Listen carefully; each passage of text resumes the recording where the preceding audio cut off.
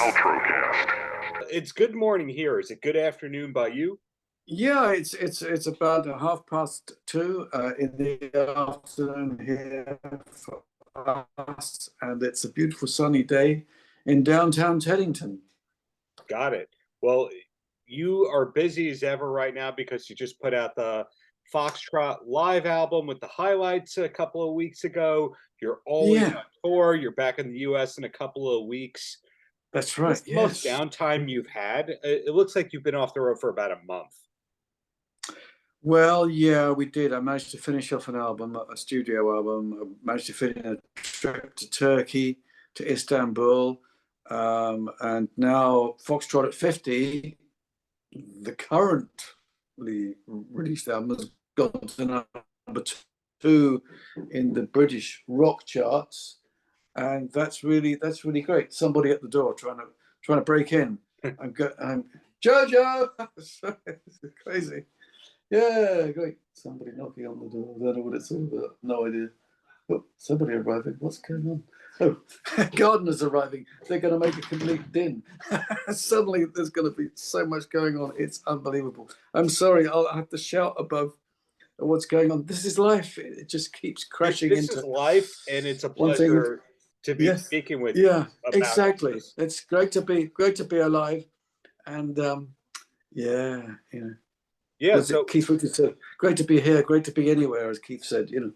exactly. Yeah, so as I was alluding to earlier, there's a new live record, there's an upcoming tour. In the last Yes. 3 years, it seems like you've gotten out 4, 5 albums while heavily touring and recording and writing. So when I say, hey, you've had a month, you've had downtime, no, you're still making stuff while all that is going on.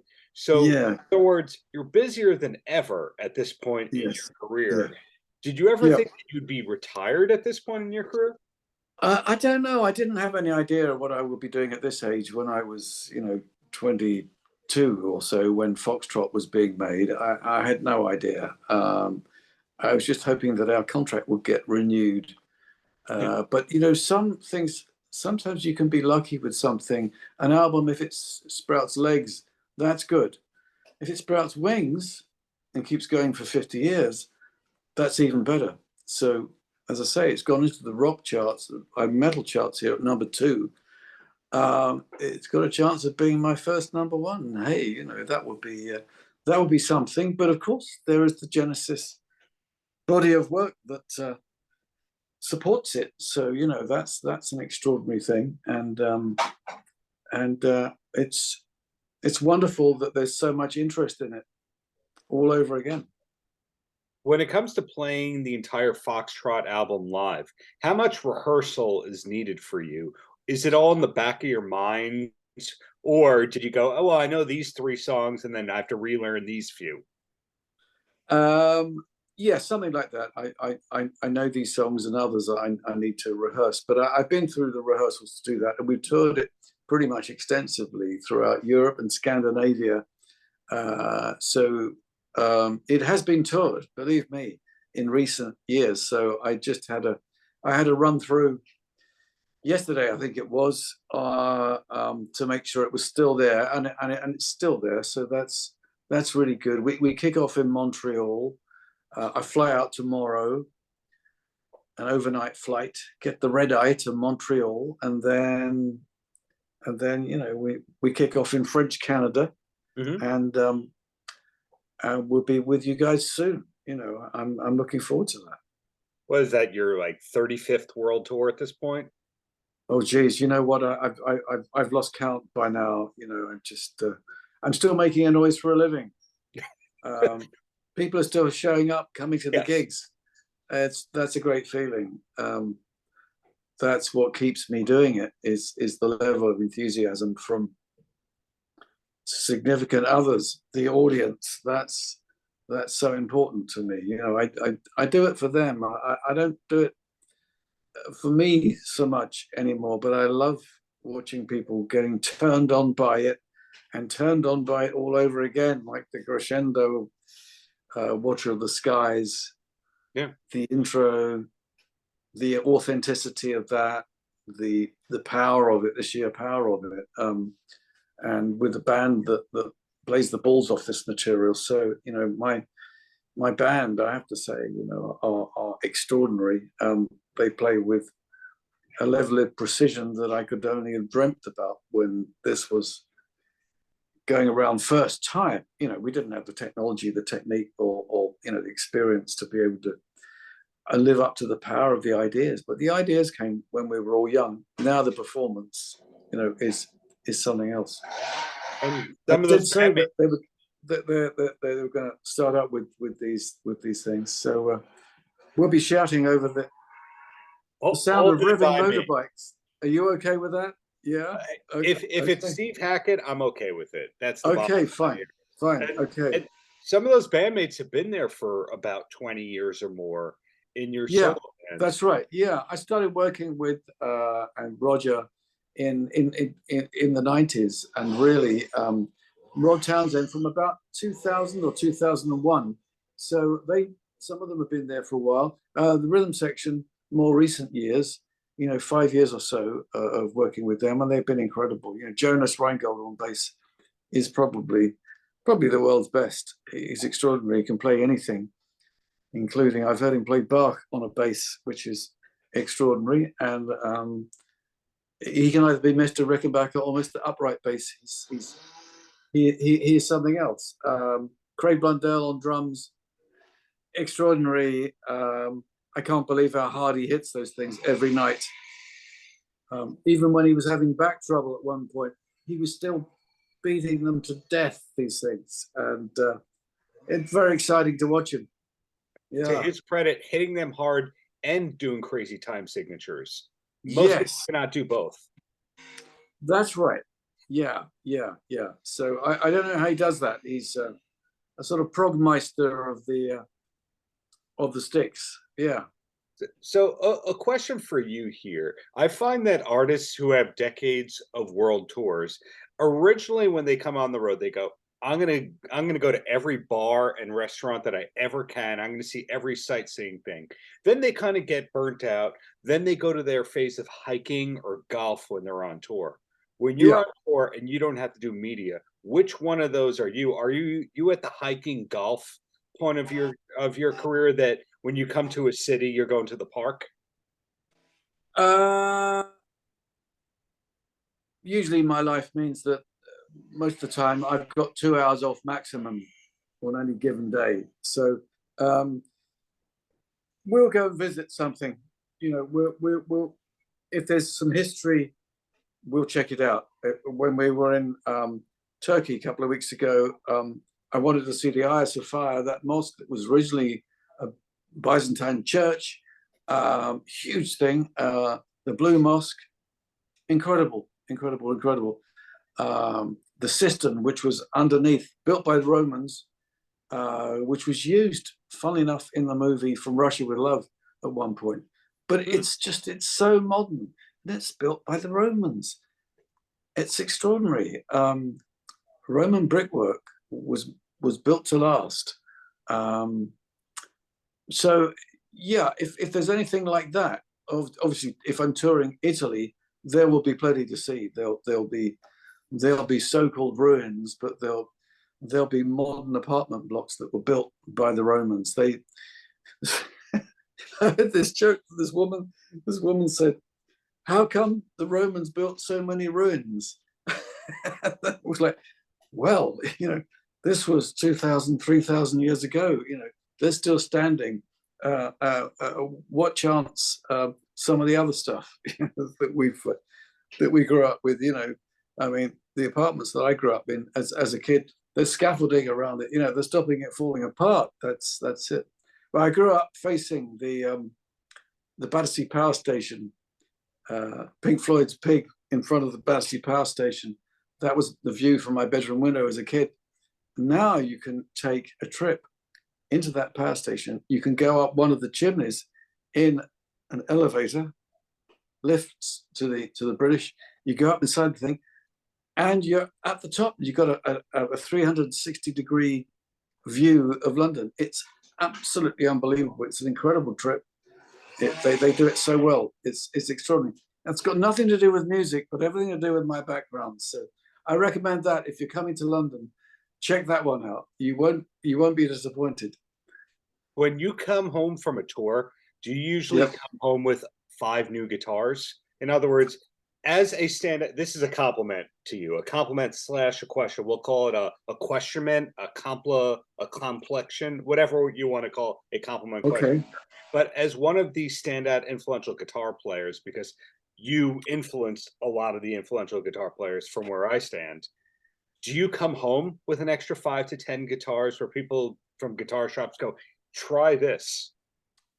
There are times when that has happened. I think when I was in Spain, there were a couple of guys from Portugal. They gave me a Portuguese guitar, which is basically a 12-string guitar. So that's the last one I was given. But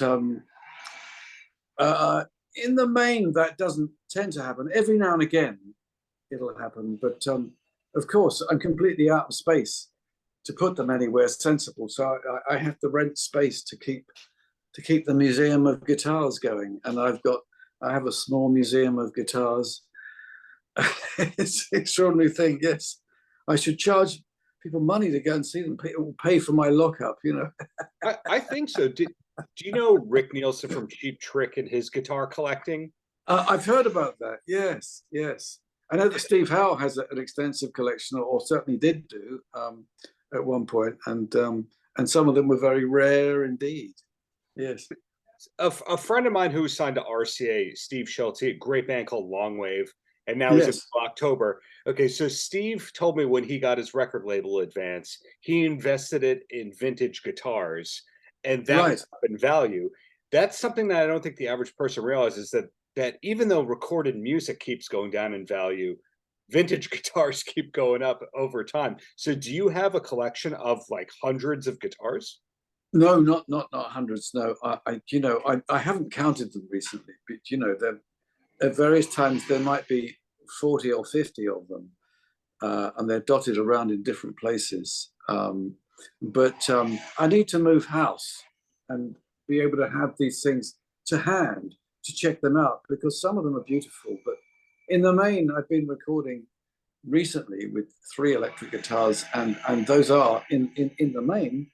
There's a Les Paul 1957. There's a Fernandez, which is more recent, of course, and one that belonged to Gary Moore. Oh, I've been playing that on the album. And a Brian May designed guitar, Red Special, same as he designed. So he and I did some work together years and years ago. And then a pal of mine had one of his guitars, and I swapped him a Les Paul for that. Not an ancient one, not a vintage one from the 80s. pretty vintage at this point. Yeah, well, that's it. Some dealer might well say, well, that's it, from the 80s, that's pretty vintage. You can say that maybe he got the better half of the deal. But on the other hand, the Brian May guitar does sound spectacular. It has an out of phase facility that gives you that upper harmonic, almost like an onboard wah-wah, almost. It's an extraordinary sound. It's the sound that you've kind of been looking for. And then for all these years, but then there'll be another time I'll plug in the Fernandez and use it with a tube screamer, or a thing called an iron boost, invented by Pete Cornish. I asked him to do me a treble booster, and he did this thing, an iron boost. And that's an extraordinary sound. Again, I think Brian uses one of those, Brian May. But these things, sometimes it's the guitar, and sometimes it's the pedal or the amp, the thing that gives it that boost. And then suddenly it comes alive, and you go, oh wow, yes, this is the thing. So it's partly in the fingers, it's in the ears, but it's not a mystical thing. But when it hits you, the right sound hits you, it's magic, and you go, yeah, this sound, I can go anywhere with this sound. And that's the moment that you're waiting for, where there's hardly a dead spot on the guitar anywhere, and then you go, oh, okay, yep, the field is open. Let me at it. Let it fly. Let it run. Well, I have three quick questions, and then I'll let you Sure go if thing. you don't Yeah. mind. Okay. Sure Okay. thing. The first question is relating to all the touring logistics. Your Yeah. fans really are everywhere in the world. So your touring isn't like, hey, he's going to play these 5 US cities and that's it. You got the US and North America fans. You have the Yeah. Europe fans. You got for the Japanese gold or platinum records, you got for Genesis Revisited. So the fans are there as well. Do you have like 3 touring rigs that you keep all over the world, or do you have to freight everything all over the world every time you tour? Well, I've got a couple of pedal boards. There's one that's smaller than the other. You know, a sort of a touring rig. If I'm going to do something like play with another band and guest with them, do something like with Jabe, for instance. And then there's my major one. So as far as I'm aware, there's two. But it's not like I've got one in the States that is a go-to there. But you know, that would probably be a very sensible idea. It may well be that the gear stays over there because we're going to be coming back here, you know, just before Christmas, and then we're out again before you know it. And so that would be, it's a very sensible idea, and that's probably what we're going to do. Yeah, I mean, the logistics of leading a life living out of a suitcase, it has its complications, but you know, it has its benefits and its drawbacks, of course. But you know, I'm a touring animal. That's what I do. Have guitar, will travel. Have Guitar And Will Travel. That's a future yeah, album title for you. well, I remember that. You know, there was a TV series, and I'm trying to think of the guy. Something about will travel, and I can't remember the exact thing, but somebody will remember. But it's for me, you know, I think it was Have Gun Will Travel. That Yes. might have been the series way back. And now it's, well, for me, yeah, Have Guitar Will Travel, and do have traveled, are traveling, is, will be. Yeah, you don't stop traveling. Now, question number 2, the album that you did, Squack It, that Yes. great title right there. You had a Yeah. collaboration with Fran Healy from one of my favorite bands, Travis. How did that one happen? Was he a fan of yours and he reached out? Let me see. You'll have to remind me here of, are we talking about the thing with Chris Squire? Yes. The album with Chris Squire. And I'm thinking about, so remind me, because my memory's going. It's crazy. The older I get. Oh well, Travis, just looking at the writing credits, there's one song that Fran Healy did with you, and sometimes when you see a co-write, it's just because the publisher has connected you. And do you know what that must have been something with Chris? Then I suspect, I think, because you know the things that I did with him, we credited to myself and Roger King, if I remember correctly, Roger King, and also there are a couple of other writers on it as well. You know, Chris and I sort of just decided to split the thing down the middle. Makes sense. That was great fun to do. Sad that I didn't get to do any of that stuff live with him, but we did get everyone together on Cruise to the Edge. We got the late great Chris Squire, the late great John Wetton. We were all playing together. We did an All Along the Watchtower, you know, which is kind of easy on one level because it's basically 3 chords. And I had great fun doing that. And I've done that with a few pals. We did a tribute to John recently and did that with the Paul Green Musical Academy. They were working with John Anderson. Name drop. Blah, blah, blah, blah, blah. Yeah.